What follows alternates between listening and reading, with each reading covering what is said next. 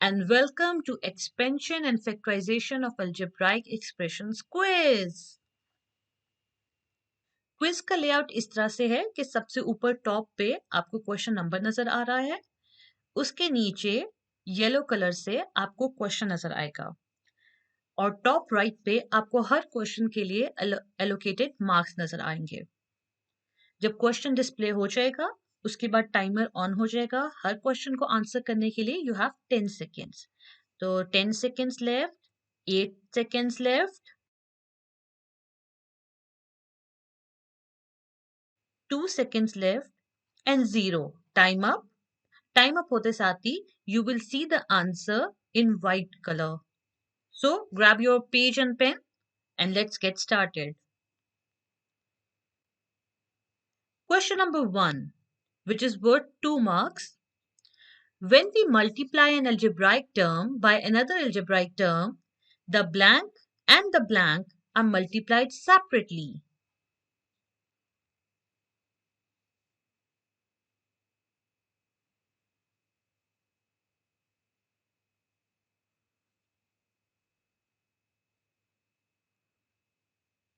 Coefficients and variables.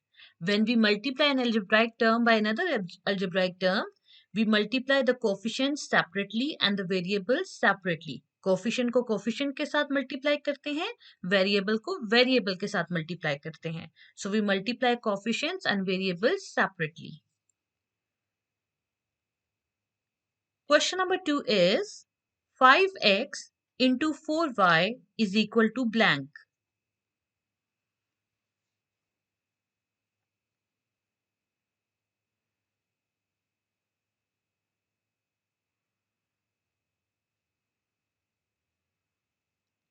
20xy. 5 और 4 जो coefficients हैं वो मल्टीप्लाई होंगे तो वी गेट 20. x और y जो वेरिएबल्स हैं जब वो मल्टीप्लाई होंगे तो we get xy. So 5x into 4y is equal to 20xy.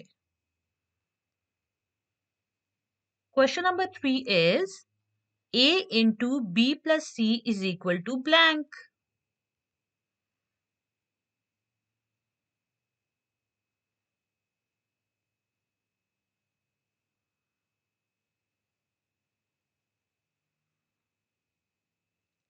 ab plus ac.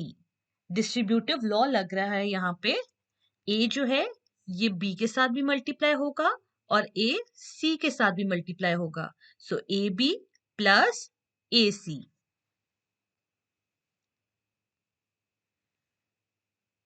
Question number 4. a into b plus c is equal to ab plus ac is known as blank.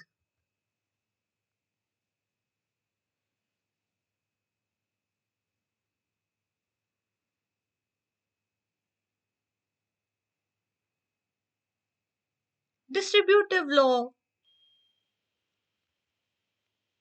Question number 5. a plus b into c plus d is equal to blank.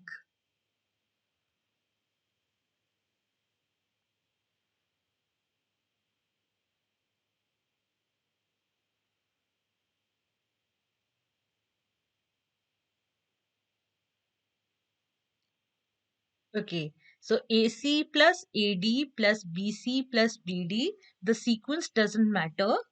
लेकिन यहाँ पे थोड़ी सी calculations involve हैं. 2 brackets are being multiplied. इसका मतलब है first bracket की first term को हम सेकंड ब्रैकेट के साथ मल्टीप्लाई करेंगे एंड फर्स्ट ब्रैकेट की सेकंड टर्म को हम सेकंड ब्रैकेट के साथ मल्टीप्लाई करेंगे. And when we solve it, A C के साथ मल्टीप्लाई होगा, ए डी के साथ मल्टीप्लाई होगा. डिस्ट्रीब्यूटिव लॉ लग रहा है. बी सी के साथ मल्टीप्लाई होगा एंड देन बी डी के साथ मल्टीप्लाई होगा. So this is our answer.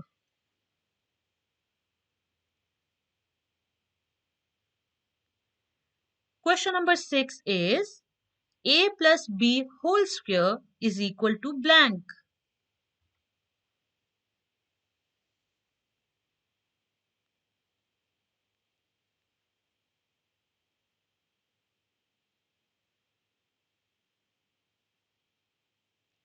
A squared plus 2ab plus b squared. This is the identity. Question number 7. A minus b whole square is equal to blank.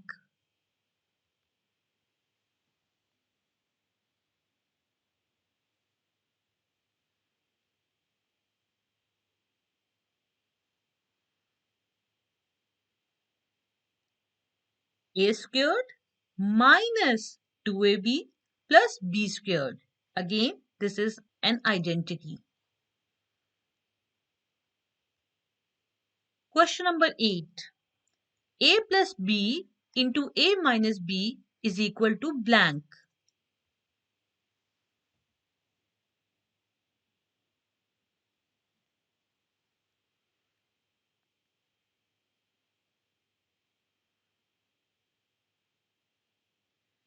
A squared minus b squared. This is again the identity. Question number 9. The three special algebraic identities are useful for blank and blank algebraic expressions which are of similar forms.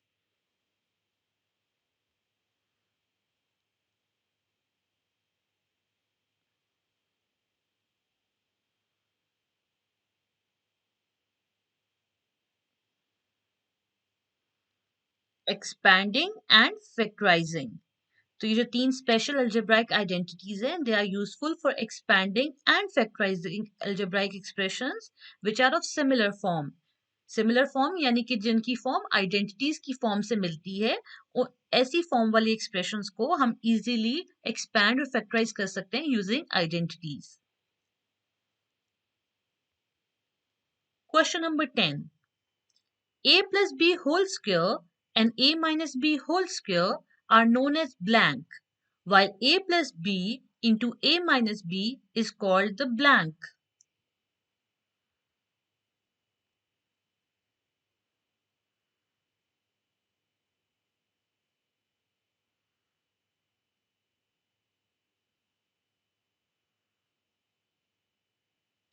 Perfect squares, difference of two squares.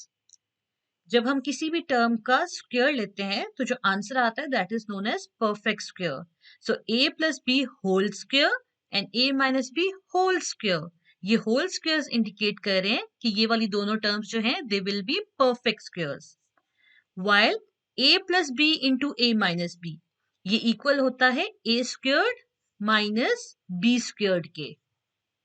यानी यहाँ पे हम दो square terms को subtract कर रहे हैं और सबट्रैक्ट के लिए एक और वर्ड जो यूज होता है that is difference. So difference of two squares यानी दो स्क्वायर टर्म्स को हम सबट्रैक्ट कर रहे हैं. So this identity is known as difference of two squares.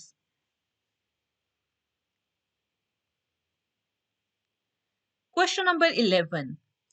4x whole square is equal to blank.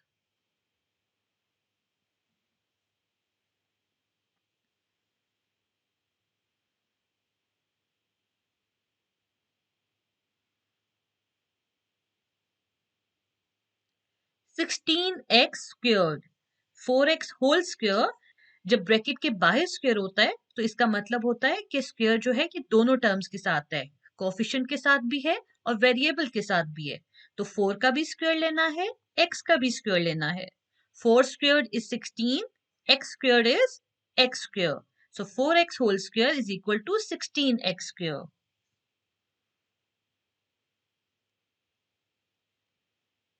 Question number 12.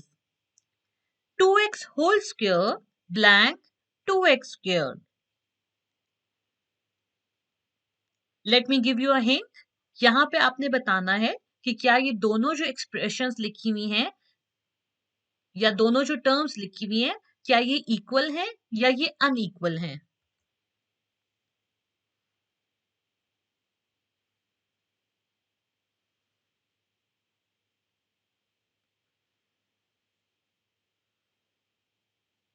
Not equal. This is the symbol of not equal. 2x whole square 2x square के equal नहीं है बल्कि 2x whole square का मतलब है 2 का भी square लेना है, x का भी स्क्वायर लेना है। 2 का स्क्वायर होता है 4, x का स्क्वायर होता है x square, which is not equal to 2x square. तो यहां पे आएगा not equal. Question number 13. Factorization is the reverse of blank.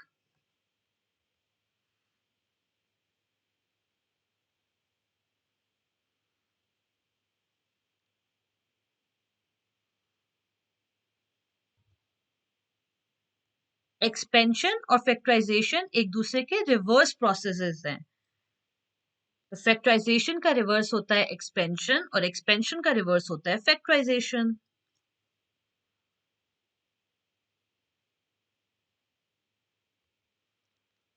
Question number 14. 0, 1, 4, 9, 16, 25 and so on are called blank.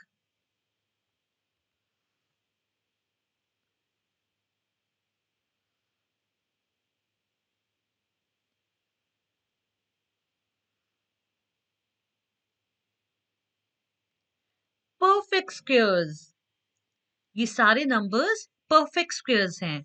0 का स्क्वायर लें तो 0 आता है, 1 का स्क्वायर लें तो 1 आता है, 2 का स्क्वायर लें तो 4 आता है, 3 square is 9, 4 square is 16, 5 square is 25 and so on. तो जो आंसर्स आते हैं स्क्वायर लेने के बाद, those answers are known as perfect squares.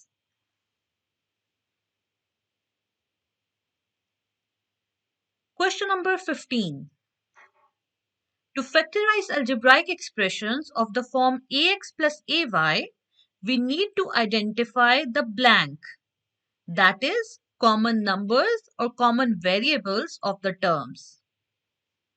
आपके लिए हिंट ये है कि आंसर क्वेश्चन में ही मौजूद है।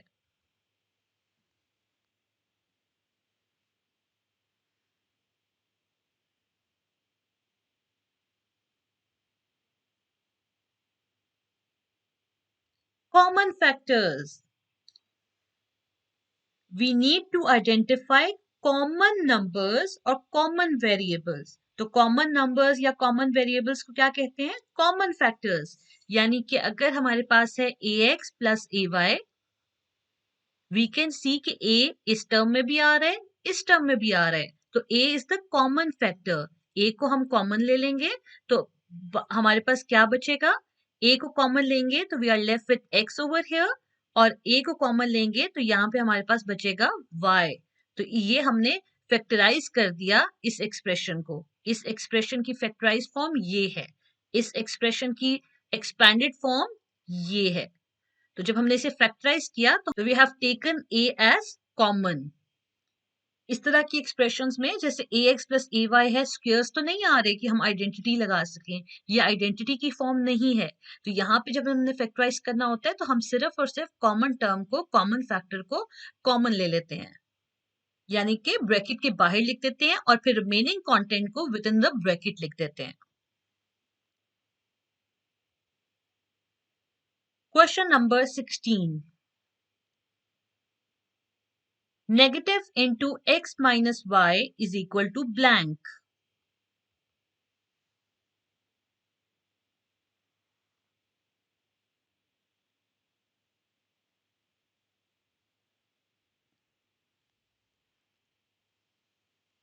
नेगेटिव x प्लस y और y माइनस x। नेगेटिव और फिर ब्रैकेट है, नेगेटिव साइन और फिर ब्रैकेट है, और यहाँ कोई नंबर नहीं है, मींस द नंबर इज 1। तो -1 ने ब्रैकेट के अंदर वाली टर्म्स के साथ मल्टीप्लाई होना है। -1 जब x के साथ मल्टीप्लाई होगा तो -1x आ जाएगा, जिसको हम -x लिख सकते हैं। और -1 जब -y से मल्टीप्लाई होगा तो वी विल गेट +y। और नॉर्मली अलजेब्रा में एस्थेटिक सेंस यही कहती है कि नेगेटिव से शुरू होने वाला नंबर आप पहले ना लिखें, बल्कि पहले एक पॉजिटिव नंबर लिखें। तो हम इसको रीअरेंज कर सकते हैं, y हम पहले लिख सकते हैं, y और फिर x लिख सकते हैं। y पॉजिटिव है तो हमने कोई साइन नहीं लगाया, शुरू में आ रहा हो तो हम साइन स्किप कर सकते हैं, और x नेगेटिव है तो x के साथ नेगेटिव साइन लगाया। This can also be written as y minus x.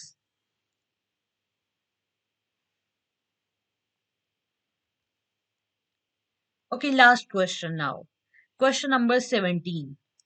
A groups of B and C is the same as blank.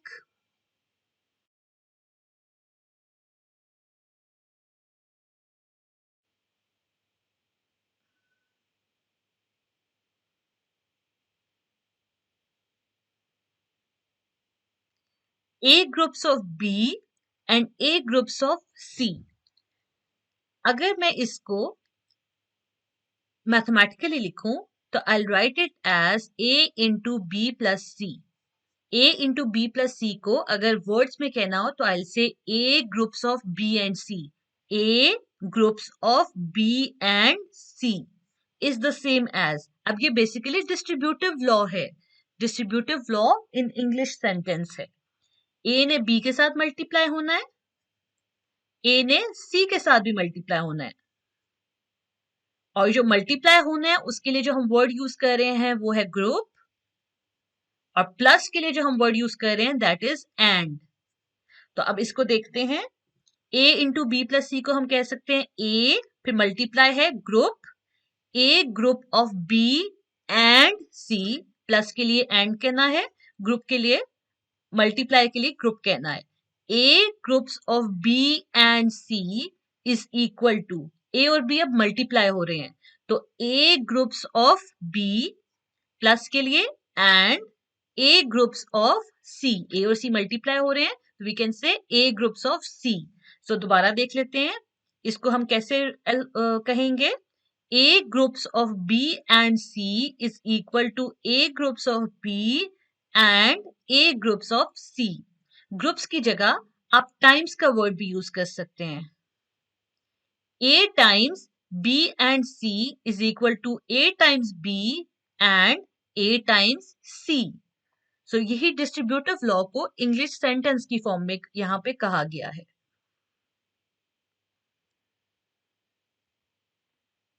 So this was the quiz. I hope you enjoyed it. Compile your scores and post your scores in the comment section below. Happy learning!